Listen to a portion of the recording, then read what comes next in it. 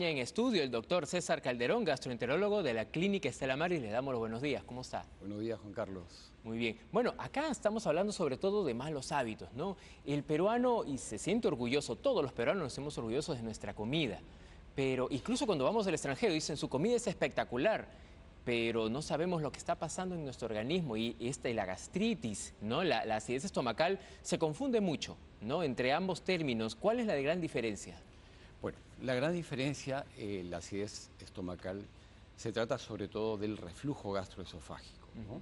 A diferencia de la gastritis. Pero el reflujo gastroesofágico tiene un síntoma cardinal que permite diferenciarlo de la gastritis, que es la vuelta del contenido ácido detrás del pecho que se siente como ardor, como que te quema, o la regurgitación del alimento que a veces llega incluso hasta la garganta y la boca, que se confunde con náuseas o vómito, pero que no es un reflejo de la arcada con vómito, sino es una sensación. Es una sensación que vuelve el alimento hasta la boca. Claro. Tanto así que puede causar no solo ardor y quemazón, sino también incluso síntomas laringios, faringios, que se confunden a menudo con problemas otorrinolaringológicos. Claro, esto depende, por ejemplo, del consumo de medicinas, también consume, por ejemplo, tiene mucho que ver con el estrés que la persona puede padecer y sobre todo, como le comentaba, los malos hábitos, ¿no?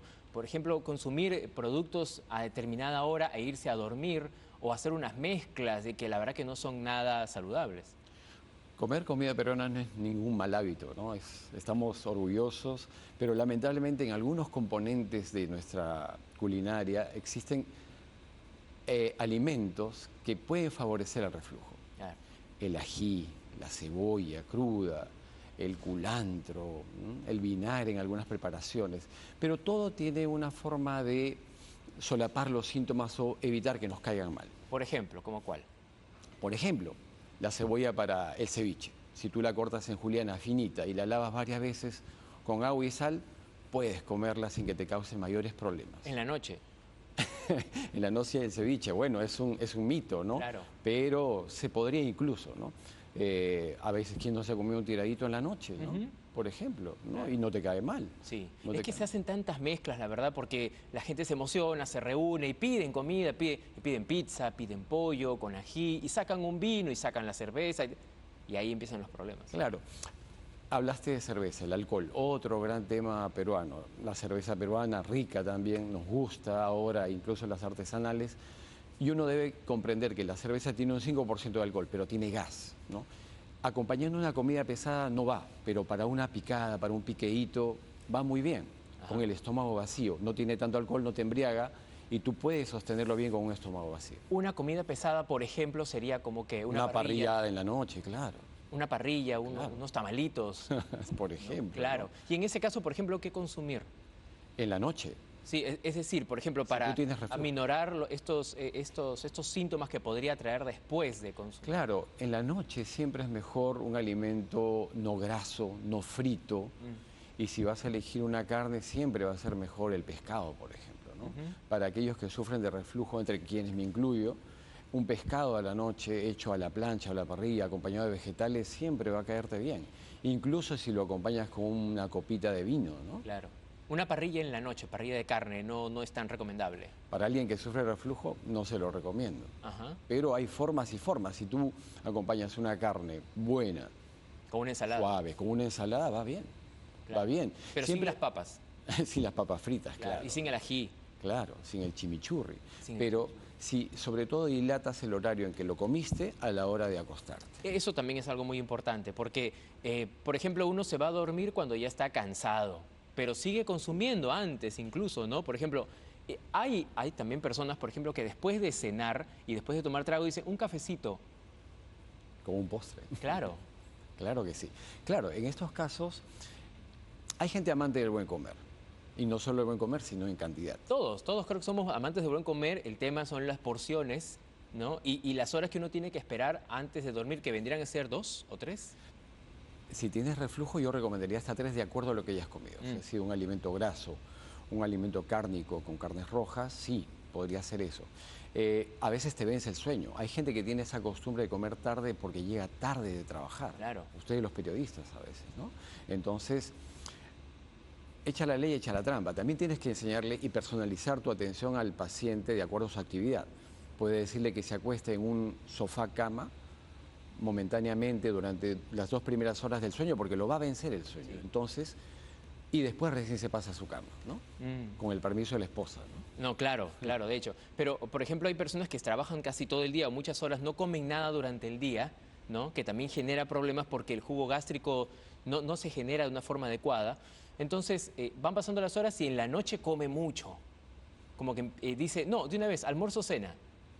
Pero eso después, al final, trae grandes problemas. Pasa la factura, ¿no? Pasa la factura y las recomendaciones serían, en este caso, las que te mencionaba, ¿no?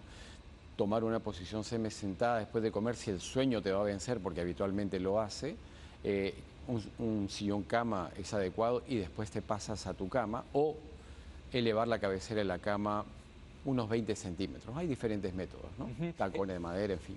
El consumo de agua puede ayudar a que también no se genere, por ejemplo, esta acidez estomacal. Puede ser, por ejemplo, antes de comer o después de comer y variarlo entre algunas copas de vino, de cerveza y tomar agua. ¿Podría como que aligerar? Lo que tenemos que entender es que el estómago es como una bolsa, ¿no? Donde llegue el alimento. El esófago lo conduce el alimento hasta ahí.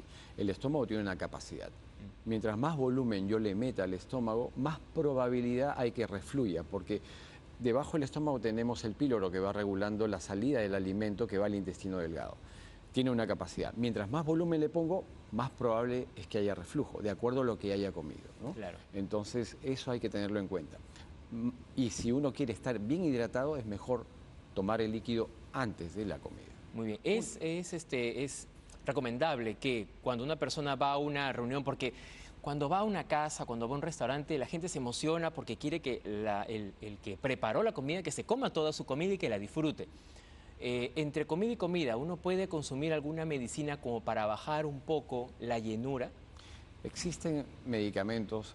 Tenemos todos los gastroenterólogos, creo, pacientes que sabemos que son amantes del buen comer, sí. Y uno les da tips, ¿no? Para esto. Sí, hay medicamentos prokinéticos que aceleran el vaciamiento del estómago, medicamentos que reducen la acidez del estómago y pueden ayudar, se toman generalmente antes, antiácidos que se toman después de los alimentos y algunos otros medicamentos que actúan como barrera para evitar que el contenido del estómago, ácido, alcalino o lo que fuere, refluye al esófago, ¿no? ¿Y qué relación tiene con la esclerodermia? La esclerodermia es una enfermedad huérfana, rara, donde el problema principal es el esófago, cuyo movimiento y cuyo clearance, o sea, su aclaramiento, se ve reducido, ¿no? Entonces no tiene la capacidad de tolerar bien el ácido incluso normal del estómago.